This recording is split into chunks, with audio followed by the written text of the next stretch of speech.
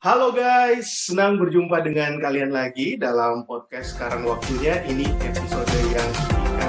Nah, seperti yang kalian baca di judul, di thumbnail, dan di samping saya gitu ada Anastasia Mandagi. Dia tidak di Jakarta, dia tidak di Asia, dia di Eropa. Tepatnya Tasya sekarang ada di Inggris United Iya, Kingdom. Apa kabar Tasya? kabar baik, Randi. Makasih. Apa kabar? Terbaik, kalaupun di Indonesia, di Jakarta sekarang lagi lockdown, kami Mm-mm. PPKM. Kalau dulu kan waktu orang sekolah PPKN, nah sekarang Iya, PPKM. PPKM ya. PPKM mulai dari tanggal 3 Juli kemarin, nanti selesai tanggal 20. Inggris sudah selesai ya? Sudah nggak lama itu 3 sampai 20 mah berapa? 2 minggu ya? 3 2 minggu. minggu ya? Ah, cuma 2 minggu. Kita di sini sampai 3 bulan kemarin. Wah, dan sekarang udah normal lagi di Inggris ya? Sudah normal. Malah rencana pemerintah nih 19 Juli kalau semua goal sudah life back to normal gitu. Nggak ada lagi pakai masker, nggak ada lagi social distancing. Semua tuh kayak back to normal dah. Wow, udah vaksin, Tas? Sudah, tapi baru satu. Vaksin pertama ya. Mm-mm. Vaksin kedua nanti bulan Agustus. Cuman di Inggris ini target pemerintah per September nanti itu semua adult tuh yang orang dewasa sudah double vaksin. Jadi sekarang kayaknya kita sudah 90% semua udah kena vaksin sih. Wah, luar biasa. Indonesia gimana? Eh, masih bervaksinasi gitu kan, tapi Tapi angka nggak yang pasti. kira-kira udah 50% sudah belum? Oh, belum, Tasya. Oh, oke. Belum, Kan belum. banyak ya, Masih rame di ya. bawah itu. Tapi Hmm. berita-berita yang terbaru sekarang, pemerintah juga kan lagi mengupayakan eh, ada vaksin yang akan masuk lagi ke Indonesia supaya bisa menyeluruh Mm-mm. seperti itu, Tas. Kita Oke, doakan saja ya dari Jakarta siap, dan Tasya dari Inggris yang siap. terbaik, bukan hanya buat Indonesia tapi buat dunia, ya kan? Tasya, halo, halo. Oke, Halo, kembali kayaknya putus lagi. connection. Oke. Tas, tahu Halo nggak ini lagi. topi yang saya pakai apa? Nih, Ini ya, eh, namanya sih kurang tahu ya, tapi Hah? dari rote kan? Wah Dari luar rote biasa, ya? luar biasa. Benar, dari Rote Nusa Iya. Tenggara Timur, ini namanya ketahuan baca, namanya Tiilangga. Tiilangga dari Apa? Rote. Ti Langga. Oke. Tiilangga. Nah, PI Langga. hmm, buat para guys-guys kalian yang mau tahu arti Tiilangga, silahkan googling ya. Di Google banyak arti Iya, Tiilangga. betul itu. Ya Mm-mm. bentuknya seperti ini aja. Langsung Dari googling ya? Iya, Tasya, saya Ya. pribadi mengucapkan terima kasih untuk kesediaannya boleh bergabung di podcast ini. Jauh-jauh, jaraknya begitu jauh, tapi Tasya boleh menyempatkan waktu untuk hadir saat ini. Sama-sama. Ya. Dan saya harap apa yang kita bicarakan ini boleh menginspirasi semua yang menyaksikan tayangan ini. Nah, guys, Tasya Amin. itu saya kenal udah lama banget ya. Tasya ini merupakan adik kelas saya di SMA Kristen Tomohon, di Smarters Tomohon. Dan Tasya ini merupakan anak yang berprestasi di waktu itu. Gitu. Tasya juga Dulu ya. merupakan teman saya, finalis Putra Putri Hmm. Bunga Kota Tomohon, cuma berbeda Ya. dengan saya. Waktu itu saya tidak mendapatkan gelar apa-apa, sedih ya Tas. Tapi Tasya dapat Jangan beberapa sedih. gelar. Oh iya dong, tetap semangat ya. Waktu itu dapat gelar Iya. intelijensia ya.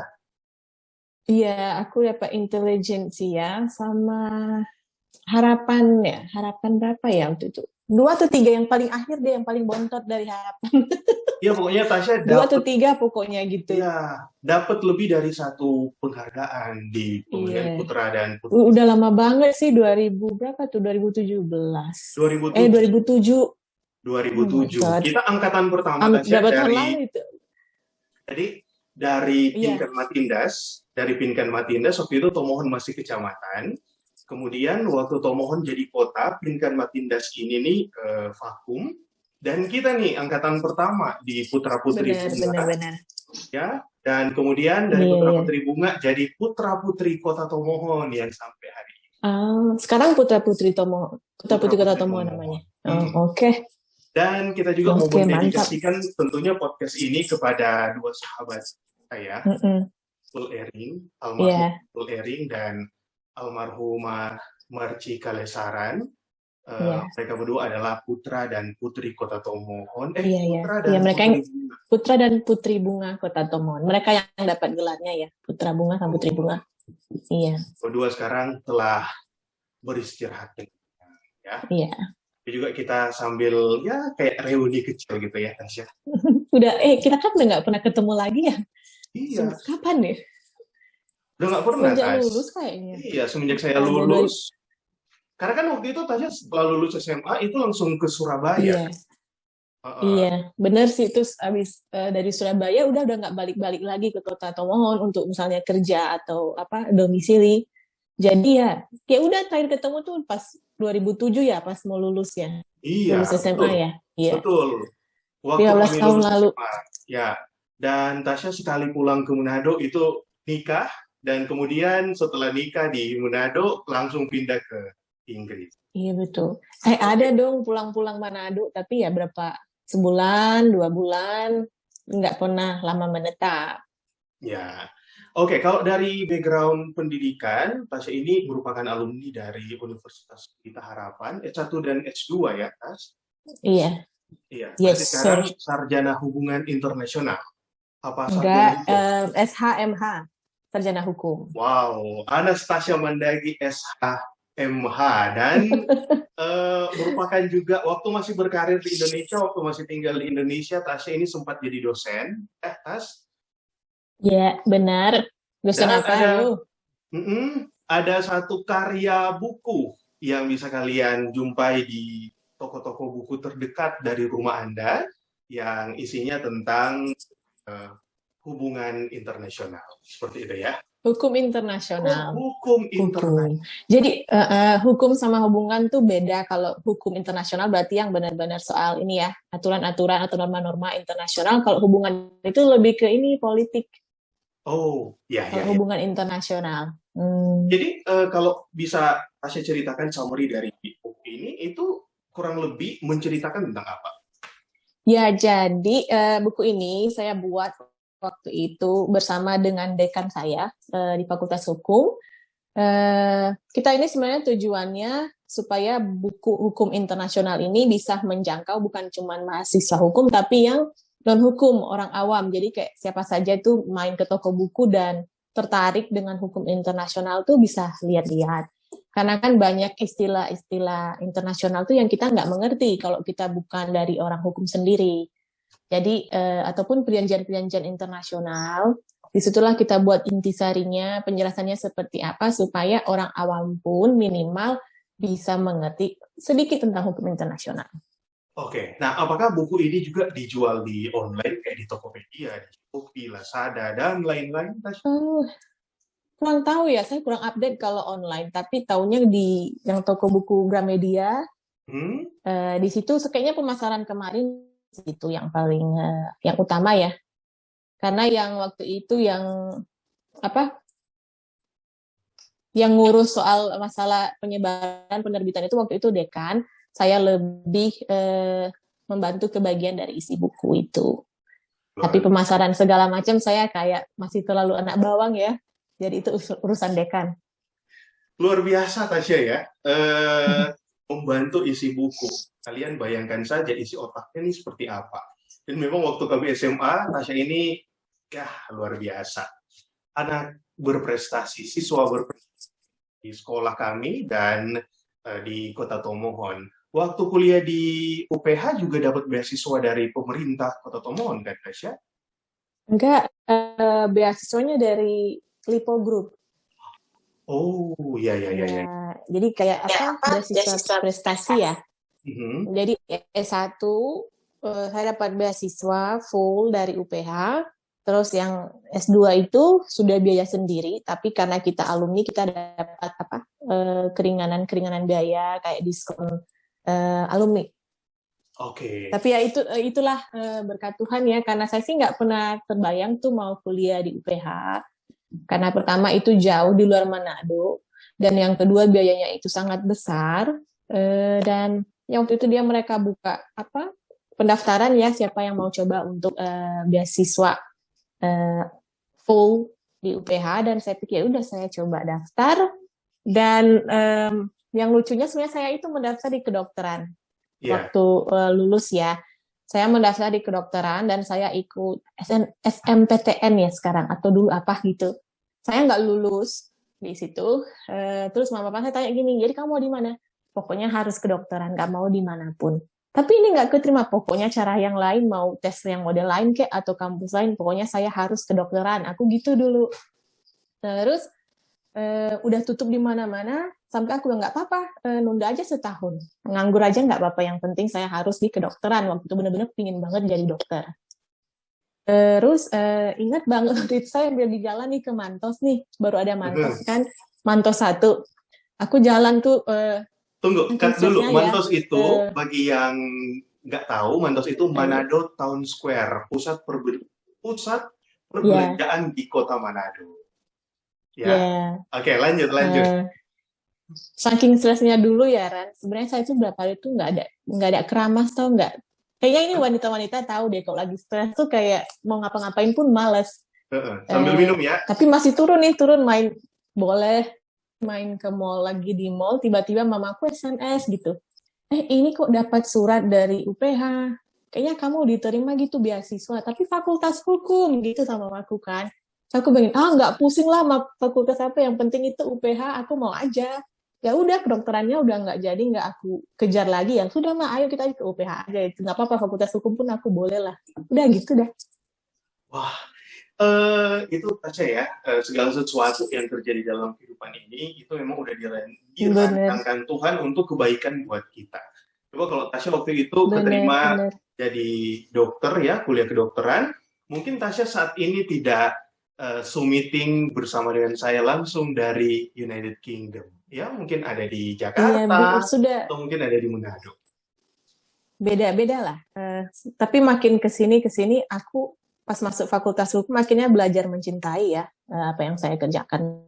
Terus jalan-jalannya waktu kayak memang ini maunya Tuhan, karena kayaknya kalaupun saya menetap misalnya ya jadi kedokteran tuh, saya tuh kan penakut, apa-apa takut, lihat darah aja kayak atau lagi yang organ-organ tubuh manusia. Cuman mungkin kala itu masuk dari gengsi ya, karena mungkin melihat teman-temannya ini semua pada fakultas kedokteran, saya tuh juga ingin ikut gitu lah. Jadi mengutamakan apa sih, bukan logika, cuman apa yang diinginkan oleh mata ya. Akhirnya sekarang kayak bersyukur yang inilah yang terbaik. Kalau saya mungkin pilih kedokteran waktu itu, ya jalan hidup saya berbeda, orang-orang yang saya kenal pun berbeda. Betul. Oke, Tasya, yang saya tahu kita nih memang benar-benar dari kota Tomohon ya. Tomohon ini adalah satu daerah yang kecil di atas gunung di Sulawesi Utara, dan merupakan satu keberanian tersendiri bagi anak-anak daerah, bagi kita ya khususnya, untuk kemudian sekolah di luar, kerja di luar, istilahnya merantau. Nah, waktu Tasya harus pindah ke Surabaya, waktu itu masih cukup muda kan, kita ya lulus kurang lebih di bawah 20 tahun ya, 18-19 tahun. Apa yang menjadi tantangan Tasya waktu itu ketika harus hidup sendiri di Surabaya, tiap hari harus dihadapkan dengan tugas-tugas kampus yang ya mungkin juga banyak sekali waktu itu, Tasya? Yang paling ini sih sebenarnya paling berat itu karena saya kan meninggalkan zona amanku selama 17 tahun. Dan sebelumnya belum pernah ke Surabaya, nggak ada keluarga di Surabaya, nggak ada kenalan di Surabaya. Jadi benar-benar datang ke kota yang baru dan sangat asing. Ingat banget dulu hari pertama kuliah tuh, aku gini, 4 tahun itu berapa hari ya? Aku kali dong 4 kali 65 ya. 365. Berapa seribuan kan aku? 1000-an hari dong. di sini lama banget. Gimana ini bisa nggak selesai? Terus homesick itu homesick berkali-kali. Terus makanannya sangat beda. Terus di sana karena benar-benar sendiri tuh kayak saya membangun kembali hidup dari nol itu dengan siapa saya kenal, cara beli ini di mana pun nggak tahu. Kalau di rumah kan ada mama papa ya, sudah terbiasa diantar sana sini. Tapi begitu di Surabaya kayak, oh my God, benar-benar semua itu kita mulai dari nol. Itu tantangan luar biasa. Terus, tapi itu semenjak masuk kuliah, mulai kenal teman, mulai beradaptasi, kayak ya udah waktu itu kayak berjalan sangat cepat dan tiba-tiba, oh udah lulus aja, udah mau S2 aja gitu aja sih. Cuman ya itulah tantangannya karena aku meninggalkan zona amanku dan benar-benar membangun kembali semua dari nol. Berapa lama kuliah, Tas? 3,5 tahun atau 4? Tiga setengah, di 2018 kan 3,5, 2011 udah selesai, 2012 aku 2008. udah dapat. Lulus SMA Iya. 2008, terus 2011. 2011 lulus kuliah, S1, 2012 lulus S2. Wah, Kayaknya berarti itu hampir 5 tahun kali, 4-5 tahun deh semua itu S1, S2.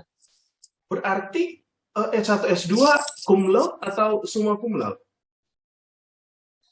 Magna cum laude. Itu kan masih di bawah. Itu ya Ran, itu jadi kesaksian Tuhan buatku ya. Aku inget banget waktu S1 semester 1. Kan itu saya masih dengan kedokteranku telah pergi, masih begitu kan. Jadi saya tuh kayak ngapain aku di ini kuliah hukum gitu ya. Tapi aku belajar mencintai apa yang Tuhan percayakan ya. Jadi ya dikasih tugas sama dosen gue kerjain. Ini itu gue kerjain sepenuh hati. Terus pas terima IBK pertama tuh, loh kok Langsung aku paling 4. tinggi gitu di kelas. Enggak 3, berapa gitu. Tapi paling tinggi di fakultas waktu itu. Cuma gini, oh lah ya sudahlah. Berarti kan Tuhan ingin aku di sini gitu ya. Coba memberi diri lebih lagi, cuma 90%, coba kali ini 100%, seperti itu. Dan ya begitu sampai lulus ya, track recordnya masih sama deh, puji Tuhan. Oh, Tasya. Mungkin karena magna cum laude itu jadi tiket untuk jadi dosen kan waktu itu ya? Iya kali ya. Di Aku universitas sih mana sih waktu itu jadi dosen, Tas? di Jakarta ya, 17 Agustus Jakarta, di Untak. Oke. Halo, kalau ada dari Untak yang nonton. Ini ibu dosen kalian, sementara Iya. kasih kuliah umum ya, tentang bagaimana agar supaya bisa fokus belajar. Bener ya. Penting mencintai aja apa yang Tuhan percayakan, udah pasti dibuat berhasil. Tas, gini loh, waktu Iya. Tasya pindah ke Jakarta, ngajar di Universitas 17 Agustus ya, itu kan ketemu dengan suami ya? Iya. Ketemu di Aku Jakarta. udah ketemu, enggak di Bali. Aku sebelum di Jakarta, aku sempat di Bali 6 bulan ya. Kerja di situ udah ketemu sama suami. Oke. Nah, mungkin pertanyaan Randi langsung lompat kali ya. Kok Nggak bisa apa-apa. gitu loh, ketika memutuskan untuk menikah gitu, menikah dengan suami yang merupakan warga negara Inggris gitu kan, Tasya punya karir yang bagus sekali di Indonesia, di Jakarta. Mengapa mau meninggalkan itu dan kemudian pergi ikut suami pindah ke Inggris? Mungkin Ya, kalau tetap berkarya di sini udah jadi dekan kali, Tasya. wah, kurang tahu juga ya, karena waktu itu sebenarnya saya pas jadi dosen itu kan udah pacaran nih sama suami. Dan saya udah tahu bakal satu waktu ini pasti bakal hijrah, bakal diangkut ke sana. Tapi sambil menunggu ini aku harus kerja, aku mikir gitu. Dan aku pikir ya udah aku melamar aja jadi dosen. Terus ya udah aku melamar jadi dosen. Tapi pas melamar jadi dosen juga aku udah sempat ikut ini ya PKPA, sama udah lulus ujian apa sih peradi ya, pengacara ya. Buat jadi pengacara tuh udah selesai. Intinya tinggal magangnya aja. Sama juga sudah punya beberapa planning mau ngapain, cuman ya itulah Tuhan berkata lain ya, saya punya pilihan lain dan saya memilih, oke, saya tinggalkan semua karir saya dan saya mau pindah ke negara lain. Sebelum saya pindah juga saya sempat dapat tawaran ngajar di kampus Atmajaya ya, yang di Jakarta ya. Di Semanggi. Ya nggak sih? Iya. Terus ada juga tawaran dari beberapa law firm waktu itu, sama ada beberapa perusahaan swasta ya, swasta nasional. Tapi saya tolak karena saya sudah fokus, sudah komit saya mau pindah. Nah, mau bilang bohong kalau saya bilang saya nggak ragu-ragu ya untuk pindah dan meninggalkan karir. Tentu itu jadi pikiran saya waktu itu, tapi saya berdoa karena fokus saya, kadang kan fokus, apalagi saya wanita ya, keluarga atau karir. Dan pilihan saya waktu itu, saya nggak bisa pilih keluarga dan karir secara bersama-sama. Berarti saya harus milih antara karir atau keluarga. Dan saya tipe orangnya lebih family oriented ya. Saya berpikir kalau saya ke Inggris pasti akan sangat berbeda karir saya, tapi secara batiniah saya akan bahagia.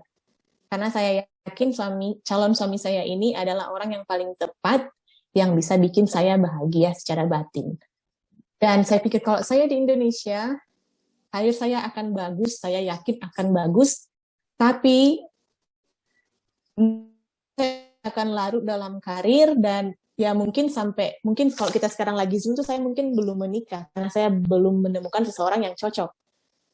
Nyambung nggak sih gitu ya? Iya. Saya sih ngomong sama mamaku, sama orang tuaku dulu, kamu yakin kamu mau pindah? Sedang saya yakin karena menurutku yang aku cari dalam hidup ini yaitu saya bahagia secara batiniah dulu. Saya nggak perlu mencari, intinya saya nggak mencari harta yang berlimpah, yang penting cukup, itu sudah cukup buatku, yang penting aku hidup bahagia dulu dengan keluarga. Masalah duit, masalah karir itu nomor 2, aku bisa cari. Tapi kalau misalnya aku lihatkan calon suamiku yang ini, aku berpikir kalau misalnya Tuhan nggak kirim lagi yang sama tuh bagaimana dong aku, tahu nggak sih maksudnya, karirku akan bagus, tapi aku sendirian, kesepian begitu loh. Itu sih ya gitu kan, aku lebih mengutamakan aku family oriented daripada career oriented. Aneh kan? Tapi itu bagus juga Tasya, karena mau sehebat apapun kita akan berujung ke yang namanya keluarga. Bahwa nanti ketika kita tua, ketika kita sakit, ketika kita terpuruk, ya akan balik-balik juga ke keluarga. Dan Tasya nih bersyukur karena punya keluarga kecil yang baik gitu, suami yang sayang sama Tasya, sama anak, bertanggung jawab, dan kalian juga mencitrakan apa yang dibagikan di media sosial, itu saya yakin bisa menginspirasi keluarga-keluarga kecil yang lain, seperti itu. Tapi Tasya gini nih, pertanyaan waktu kalian masih pacaran ya, momen apa yang akhirnya Tasya benar-benar trust nih sama suami gitu loh. Oh, ini dia memang benar-benar sosok pendamping hidup saya yang baik. Oh, dia ini memang benar-benar sayang, tulus pada saya gitu. Walaupun kita berbeda budaya. Momen apa kalau Tasya masih ingat? Karena dia cinta Tuhan. Dia cinta Tuhan Yesus, kita mencintai Tuhan yang sama. Itu yang benar-benar bikin aku kayak, oke, aku mau yang ini. Tinggal cocokin karakter kan waktu itu. Kadang kita bisa bilang saya Kristen, tapi saya nggak menghidupi kehidupan Kristen misalnya ya kan. Dan waktu dia bilang, oh ya saya percaya Tuhan Yesus. Oh ya semua orang saya bilang begitu. Tapi kadang kan tindakan kita nggak mencerminkan. Nah ketika kita semakin kenal dan bertemu, dan dia benar-benar mencerminkan bahwa dia cinta Yesus. Saya kasih contoh, sebelum saya kenal dia, hari pertama saya kenal dia belajar Alkitab setiap hari ya, dia baca Alkitabnya dan dia belajar. Dan waktu itu berulang-ulang sampai berapa kali sudah dia baca semua selesai kitab suci ini. Sampai hari ini, yaitu 4 tahun kita menikah, setiap hari dia masih belajar Alkitab. Ya, dan saya dari dulu berprinsip kalau pria ini mencintai Tuhan, dia akan mencintaiku. Itu nggak perlu aku khawatirkan. Kalau dia cinta Tuhan ya, benar-benar cinta, dan itu benar-benar terjadi waktu kita pacaran pun, tahu nggak, dia punya jiwa tuh melayani. Jadi bukan aku yang minta dilayani terus ya, jadi kayak apa-apa tuh dia benar-benar gentleman gitu loh. Untuk sekedar duduk, untuk sekedar pintu dibukain. Jadi hal-hal kecil seperti itu tuh dia benar-benar kayak you are my world gitu loh, kamulah duniaku. Dan wanita mana sih yang nggak senang merasa kayak I'm the queen gitu loh, dimulia-muliakan gitu. Itu nomor 2, tapi yang nomor 1 karena dia cinta Tuhan. Ih, luar biasa loh Tasya. Guys. Tapi jangan salah, dia penuh tato loh 2 tangan. Oh iya, saya lihat di Facebook dan Instagram dan ini kan di YouTube gitu loh. Tapi kalau sekarang tampilan fisik itu yang penting hatinya, Tasya. Iya kan? Benar. Hatinya dia mau sayang keluarga, dia punya pegangan gitu loh. Dia punya pegangan bukan kerjaan ya. Pegangan maksud saya yaitu dia punya Tuhan gitu loh. Dia mengasihi Tuhan, dia cinta Tuhan seperti itu.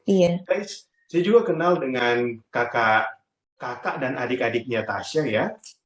Luar biasa kalau Eji, kakaknya Tasya, itu saya kenal di salah satu komunitas, waktu itu saya menyiar di Radio Kabar Baik Tomohon. Nah, bagian pelayanannya si Radio Kabar Baik untuk anak muda namanya Soldier of God ya Tasya.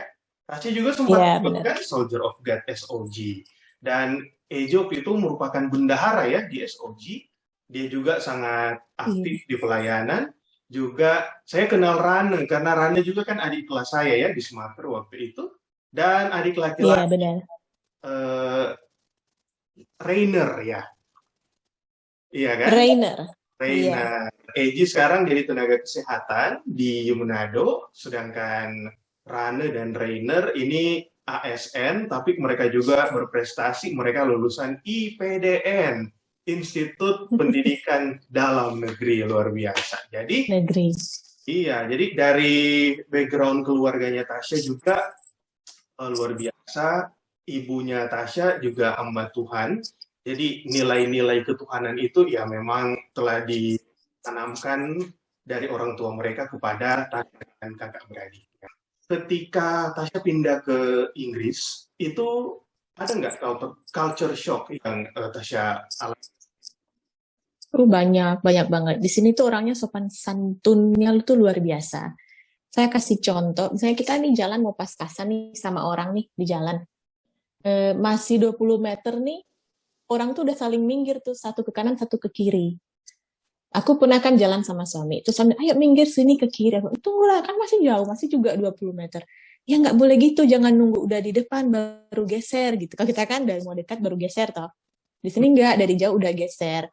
Terus namanya pas-pasan pasti selalu sapa, halo, selamat pagi, atau kadang apa kabar, semoga harimu menyenangkan. Itu sangat orang di sini tuh sangat ramah kalau ketemu di jalan. Dan yang utama di sini tuh terima kasih dan minta maaf itu sangat kita harus benar-benar sudah latah tuh kalau mau ngomong terima kasih sama minta maaf ya. Tapi kalau misalnya di toko kita pas-pasan sama orang atau menghalangi jalan, pasti orang bilang makasih, minta maaf, atau orang ngasih kita jalan, kita tuh harus bilang makasih. Justru kalau kita nggak bilang tuh kayak orang, rude sekali sih dia nggak ada ngomong makasih. Jadi kayak itu jadi satu hal yang wajib tuh dilakukan di sini. Benar-benar, dan kita kan kalau dari Indonesia kan hal-hal itu kan kita sangat belum terbiasa ya. Belum jadi kebiasaan yang terlalu terbiasa. Di sini apapun kita akan bilang makasih sama orang. Orang cuman gini aja dari jauh kita sudah makasih. Orang kasih jalan kita makasih. Nah, hal-hal kecil seperti itu yang benar-benar jadi culture shock. Awal-awalnya kayak kagok ya mau ngomong. Tapi lama-kelamaan juga kebiasaan. Itu culture shock yang utama. Dan yang kedua, di sini orangnya lebih individualis. Nggak ada ngumpul-ngumpul kayak di sana. Nggak ada keluarga ngumpul rame-rame, teman-teman ngumpul rame-rame. Nggak ada, dan nggak bisa kita tiba-tiba nongol di rumah orang. Pokoknya harus SMS dulu, tanya dulu boleh nggak saya datang jam segini, begini. Udah. Kalau kita datang tanpa pemberitahuan tuh nggak dikasih kopi. Jadi kalau Natalan gimana? Kalian kalau Natalan sendiri atau? Baru sama mertua gitu kita makan bersama. Oh. Tapi kalau cerita sepupu udah nggak ada itu, udah nggak kenal, udah nggak deket. Berarti budaya-budaya gosip-gosip gitu ya, ibu-ibu gitu kan, suami kerja, anak sekolah, Ngumpul-ngumpul nggak ada. Nggak ada, nggak ada.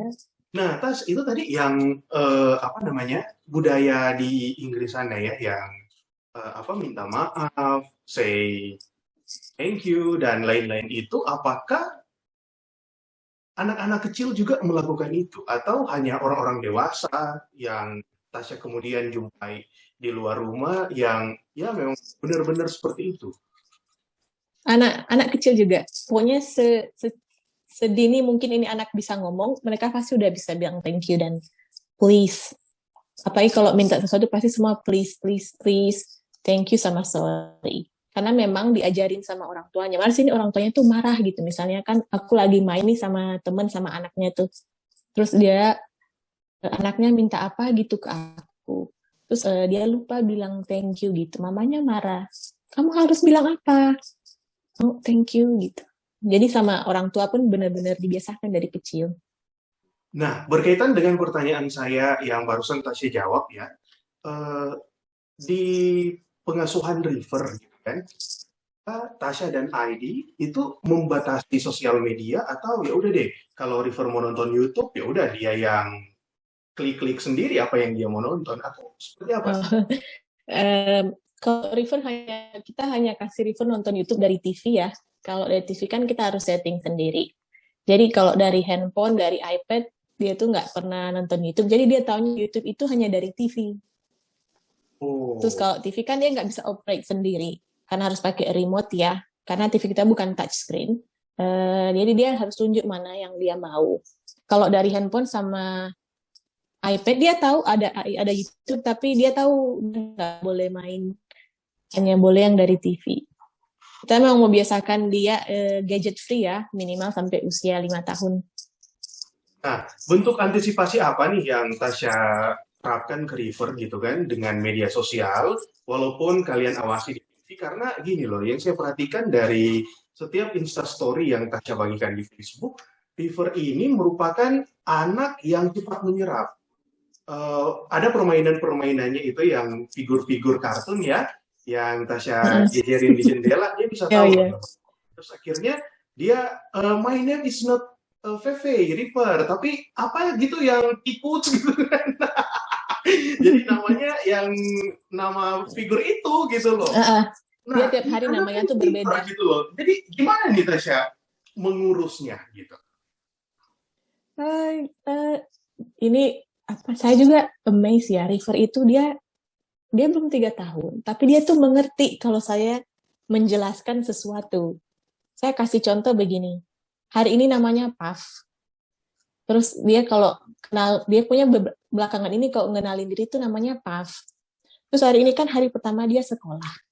River, nanti di sekolah, kalau ditanya siapa nama, River bilang apa? Puff, gitu kan. Oh, nggak bisa River. Kalau di sekolah, namanya River. Kalau Puff itu untuk di mall. Oh, oke. Jadi pas ke sekolah dia gini, Mami, Puff untuk di mall, River untuk school. Iya, benar. Ya udah dia ke sekolah dia kenalin namanya River bukan Puff. Yang nama tikus itu apa? Jigglypuff. Itu nama Pokemon sih. Oh iya, dan ada tuh yang babi merah muda itu. Gitu. Oh, Peppa Pig. Peppa, tahu nggak? Iya, dulu namanya River Peppa. bilang Peppa Pig, saya nonton loh di YouTube Peppa Pig. Iya, yang luar gitu. Biasa. Peppa Pig.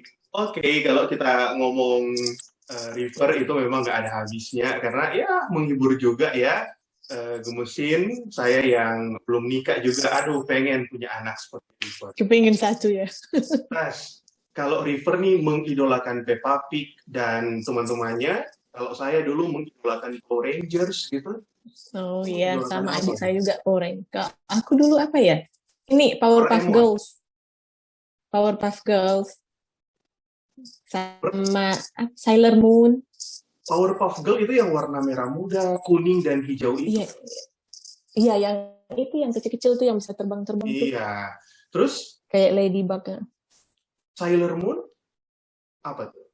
Sailor Moon yang ini yang Sailor Moon ya siapa sih namanya ya? Yang Usagi. ada dua ini ya. Dua Usagi. mata ini. Berarti dengan kekuatan bulan gitu ya. Iya. Wah, luar biasa. Dan ini juga jadi memori buat kita-kita anak-anak milenial ya, bahwa kita tuh harus apa ya, kalau kami nih di Jakarta, Tasya sekarang itu memang nggak bisa kemana-mana, lockdown gitu kan.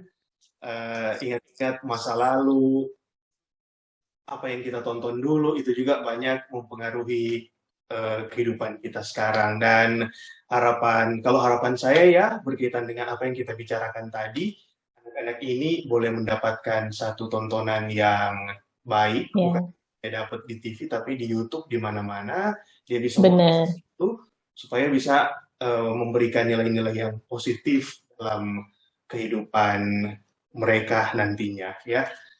Apa yang dibagikan Tasya tadi itu luar biasa. Kita juga harus belajar dari budaya-budaya yang baik di luar negeri. Seperti di Inggris itu ya, kalau ketemu, Betul. halo, selamat siang. Kalau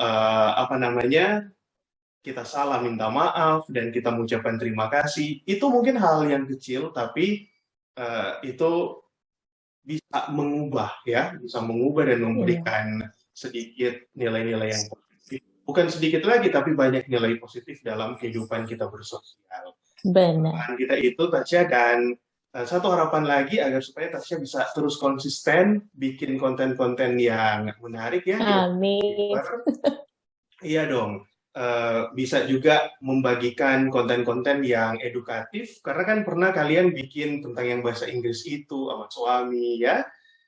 Iya, Bagaimana Tasya mengajarkan bahasa Indonesia itu luar biasa. Makanya guys, bagi kalian yang penasaran, boleh buka channel YouTube-nya Tasya, Everyday River, dan kalian boleh subscribe, kalian boleh like, dan share apa saja yang positif tersebut.